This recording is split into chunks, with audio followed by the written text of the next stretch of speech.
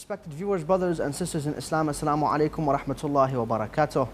Welcome to our show, The Imposters, with me, your host, Ahmed Ali. Now, the show is dedicated towards shedding light and refuting the ideas of individuals who have hijacked the religion of Islam for their own purposes. And in today's episode, inshallah, we will commemorate the tragic incident which really breaks the heart to mention, demolishing Janat Al-Baqi, International Baqi Day. And honestly, to shed light upon this incident, we have to look at why this thing happened, or what led individuals to destroy a worshipping place. Not only that, but a sanctuary that Allah subhanahu wa ta'ala descends His mercy to. What kind of individuals demolish worshipping places? What kind of individuals kill people just for the fun of it, or just because they feel like those individuals are not on the same side as them? What kind of individuals are those? For more than 2 centuries, Wahhabism has been the official sponsor and Saudi Arabia's dominant faith. A lot of people have become, or have the view of Wahhabism to be a radical form of Islam which focuses on the most extreme interpretation of the Quran. Strict Wahhabis view everyone that does not follow or that does not believe in their faith or in the Islam that they believe in are enemies. And we'll get to touch upon what is the punishment according to them for those who don't believe in their form of Islam. Now, according to some, they have defined this ideology as an ultra-orthodox and ultra-conservative socio-political religious movement that was founded by Muhammad ibn Abdul Wahhab in the mid-18th century. If one was to examine the mentality of this movement and the mentality of the followers of this movement, one would clearly realize it to be an intolerant and an extreme interpretation of the Holy Quran, the life of Prophet Muhammad and the Islamic texts, and focus on the most extreme form of narrations that most of the time, if not all the time, does not have any basis within the Islamic teachings. Today, almost 8% of the Saudi population are Wahhabis and follow this ideology, which has become the official sponsor of the Saudi government. Now, the question that arises from this: how does a minority of 8% have the say or have the favor of over the 92% of majority? We'll get to touch upon that. The main hub, if you will, of Wahhabism in Saudi Arabia, yet you can find its roots in several African countries, several southeastern countries, Southeast Asian countries, and you can find how these countries are really affected by the mentality of such individuals. Muhammad ibn Abdul Wahhab settled in the Middle Eastern part of Saudi Arabia, which happens to be, interestingly, the homeland or the home city of the Saudi royal family. Now, we'll get to touch upon the correlation between this individual and the Saudi government. Another question that also arises is that how did this ideology evolve? If we look through history, we will find that in every religion there was an individual or there was a group of people who rise to seek reform for that religion, who felt like the practices that were brought by the leader, or we as Muslims call it as the messenger, have been deviated, or new practices have been innovated. In this case, we have Muhammad ibn Abdul Wahhab, who was inspired by Ibn Taymiyyah, who is known as a radical by almost all, if not all, the schools of thought, Islamic schools of thought. Now, this individual was against any practices considered as polytheistic according to his mentality. Now, what are those practices? Number one, we have beseeching Allah through saints. Beseeching Allah through the imams, through pious individuals, visiting graves, tombs of Ahlul Bayt, of the prophets, of pious individuals, praying next to them, praying in special mosques, visiting special graves, like the grave of Prophet Muhammad, like the grave of the people of the grave, Ahlul Kahf, as we have a whole chapter in there where Allah subhanahu wa ta'ala says, build a mosque over them and the people in there. So technically, when we're trying to analyze this, these individuals are going against the teachings of the Quran and not really looking at the interpretation of the Quran as they supposedly say. However, another topic that they are against, or another practice that they are against, is performing rituals and sacrificial offerings. When we look at those, every Muslim does that during Hajj, the sacrificial offerings. When people go to Hajj, they are praying next to a grave. Ismail is buried next to Al-Kaaba. And subhanallah, the Imam who is leading the prayer in Hajj is a Wahhabi.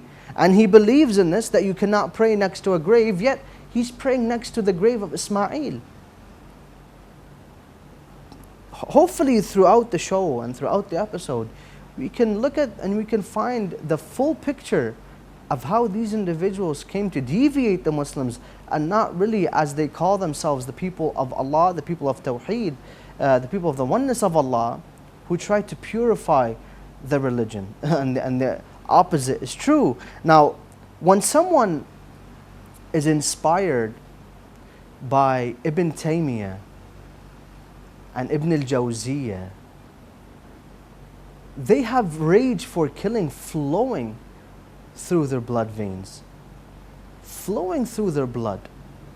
The majority of the Muslims condemn the acts that are mentioned or that are recommended by Ibn Taymiyyah, Ibn al-Jawziyah, which we'll get to touch upon very soon after the short break.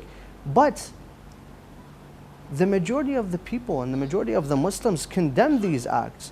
But when some of the books are still placed in the bookshelves in the mosques of some Sunnis, and they're available to the public, trust me when I say we will not have a chance to eliminate terrorist groups like ISIS. Before ISIS, what did we have? We had Al-Qaeda and Boko Haram, we had Al-Zarqawi, and we had Ibn Laden, and we had other leaders, radical and terrorist leaders, who wanted to demolish, who wanted just to kill people for the fun of it, or to kill people as Muhammad ibn Abdul Wahhab did, because he thought just to kill them because they did not follow his faith.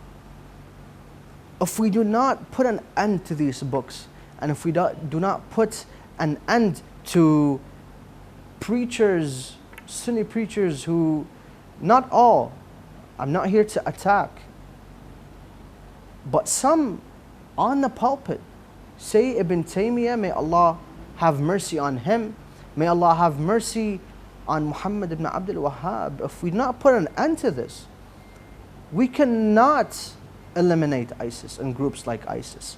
They'll just come back. If we eliminate ISIS, the name ISIS, they'll just come back in a different name. Just like we had Al-Qaeda and now they moved to ISIS, and they'll just move to a different group.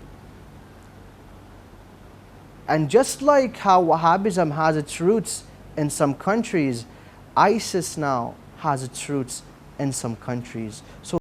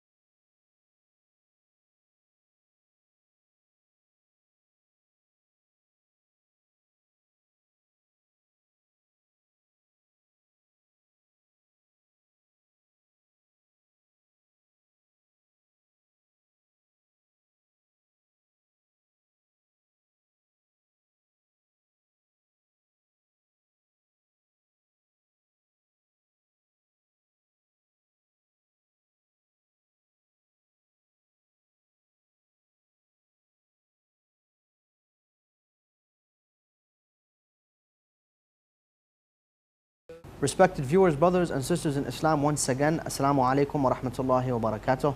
Welcome to the second part of today's episode. Now, before the break, we did touch upon the Wahhabi movement and when did it begin, and we got to how Muhammad ibn Abdul Wahhab came to establish this ideology and who was he inspired by. We mentioned that he's inspired by people like Ibn Taymiyyah and Ibn al-Jawziyah, who in their books clearly mention to kill anyone who does not follow their ideology and the ideology of people like Muhammad ibn Abdul Wahhab and the practices that according to him are considered as polytheistic.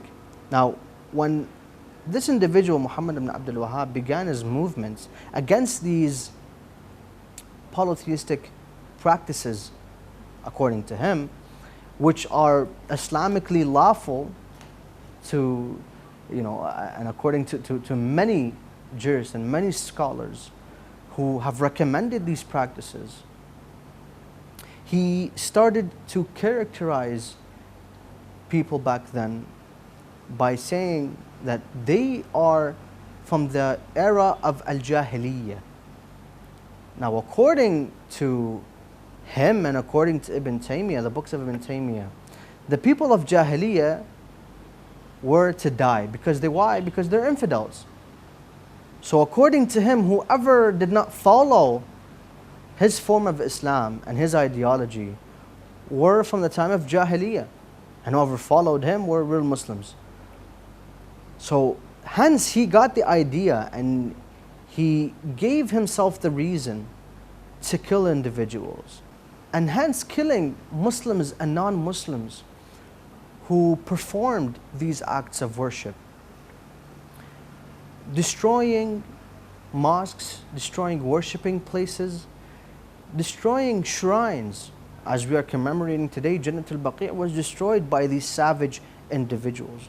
But when people realized the savagery of this movement, they opposed him. And every time he would go into a city, he would persecute the people, he would kill people, just for the fun of it, just because seeing them praying on a rock, they would kill him. Or if they saw them worshipping a place, they would either destroy it or kill them, or persecute or hit them. So people began to kick him out. He did not have the power, enough power to actually initiate this. Who gave him the power? He eventually came across a tribal leader called Mohammed Al Saud. Now, this is the greatest grandfather of the royal Saudi family. Muhammad ibn Abdul Wahhab and Muhammad Al Saud made an alliance that you go do whatever you want to do and you have my support, but in return, I will have the rule over the Arabian Peninsula, which eventually he did. But Muhammad ibn Abdul Wahhab, with this support, gained power. And now he has manpower, he has armory, he can do whatever he wants.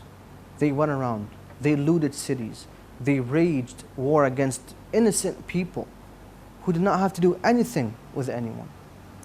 Now from that, we see the people being killed, we see shrines being demolished. In the 1920s is when we see Saudi Arabia and their conquest of Mecca and Medina, the Saudi family, their conquest of Mecca and Medina, they came with the ambition of this destruction. They destroyed Janat Al-Baqi in the late 1920s. They went around, and not just that, they went around, what else did they destroy? They destroyed the Prophet's house, they vandalized the Prophet's house. They destroyed the Prophet's son's grave, Ibrahim. They destroyed that, and they destroyed numerous other Prophets' companions, loyal companions to him, that according to them, they did not follow what the Prophet said, or they did not follow the caliphs. So they destroyed their shrines, And they looted the Prophet's house, they looted the Prophet's grave, demolished the cemetery in Mecca and other places. Similar to what Yazid did. And this is where Ibn Taymiyyah gets his ideology and gets his mentality. So Muhammad ibn Abdul Wahhab continued to do this with the support of the Saudi family, and now mashallah they're in power, and we'll get to touch upon very soon how they have a hand within what's going on in today's world as well. But hence their main motive was to bring people back to the Stone Ages. Yes, they drive cars, yes, but their mentality is to bring people back to the time of Jahiliyyah, which they characterized people with. If you ask anyone from Iraq who lived in Iraq after the fall of Saddam Hussein, the regime of Saddam Hussein, Wahhabis in Baghdad who used to drive in their cars, if they see someone, this is not something that I've heard, but people who have come and spoken this on TV, on social media, personally to me, people have said, after the fall of Saddam Hussein, you see Al-Qaeda coming in. Why are terrorist groups coming into Iraq after the fall of Saddam? Is because Iraq is a Shia-dominated area. And they want to kill any country, and they want to destroy any country that has Shia in it. Some people say, well, doesn't Saudi Arabia have Shia in it? What? Saudi Arabia has Shia in it, but they cannot go commit a genocide on daylight. You cannot kill your own citizens. So what do? They send their missionaries to kill Shias in other countries, to kill Muslims in other countries. We see bombs in Pakistan, in worshipping places, in mosques. Even in Saudi Arabia, we see bombings going off. Executions of Shia leaders. The same thing we see now with ISIS. The exact same motive, the exact same ambition. To eliminate the Shia from the face of this planet, which I don't think they can, and they absolutely can't. But anyways, if you ask the people who lived after the regime of Saddam Hussein, you'll see them and you'll hear them saying that people killing anyone, the Wahhabis killing anyone who is selling cold water with ice. They said during the time of Prophet Muhammad there was no ice. So how do you have ice? And you're driving in cars? Did the Prophet have any cars? And this is coming from their mouths. This is not something that people make up. Or they would walk around, do gestures of killing them and saying to them, we will slaughter you just like your Imam, how he was slaughtered. So to that extent, these individuals are savages, innocent people who want their country liberated are being treated like this. Just like what's going on in Syria, in Iraq. Some people, trust me, some people are shocked when they hear this. But trust me when I say, if the Sunni sisters and brothers, if they go to read what's going on and what is being written in their books about killing, about how Shias should be treated. You can go look at Ibn Taymiyyah's Manahij al-Sunnah. If you read that book, you'll see what I'm talking about. If you read Muhammad ibn Abdul Wahhab's Rada al-Narafidha, you'll see what I'm talking about. Ibn Jawziyah's Talbis of Iblis on the Shia and how Shaitan is embodied in the Shia, you'll go and see what I'm talking about. The opinion of Ibn al-Arabi where he says, do not debate a Shia. Simply use a sword to kill them. That's it. You don't need to debate them. If Sunnis actually read these, and these are available on the bookshelves of some mosques. People don't know that these exist in their mosques. If they read this, we will have extremists and radicals rising, and beheadings and killings will rise even more than what's happening right now. To that extent, if we look at Syria and if we look at some cities in Iraq like Mosul, you see women and children, young women, being taken as slaves. Similar, the exact same of what Muhammad ibn Abdul Wahhab did in the mid 1800s or late 1800s when he gained his power. Would go into a city, see Shia, see Muslims, not just Shia, Muslims who are practicing their own faith, not according to his faith, would take their daughters, take their women as slaves and kill the men. The exact same of what ISIS is doing right now. At the end of the day, I am not attacking anyone. I am not making stuff up to say that these individuals are right, these individuals are not. We have Sunnis who are protesting against this and who are realizing the danger of Wahhabi on Islam and on the world. So it's our duty to stand together, to fight these imposters who have hijacked Islam, who have taken Islam into their own hands and making up laws and making up, their form of Sharia law, which I don't know where does it exist, and killing people. Many people ask the question, where do we draw the line between who is truly Muslim and who is not?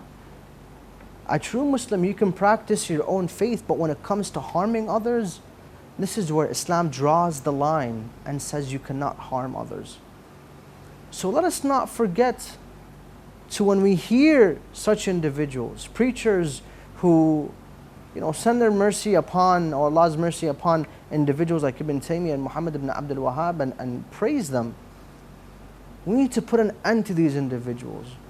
Until then, we can have a liberated life. Because right now, our lives are trespassed. Because individuals like these individuals are not giving the full right to Islam. Lastly, I would like to ask Allah subhanahu wa ta'ala to give us the ability one day to go and rebuild Janat Al-Baqi, because honestly, one of the greatest things that hurt Muslims, and Shia Muslims in particular, the most is Janat Al-Baqi, and seeing how demolished it is now. So hopefully, I ask Allah subhanahu wa ta'ala to give us the ability to continue serving Ahlul Bayt. Wassalamu alaikum wa rahmatullahi wa barakatuh.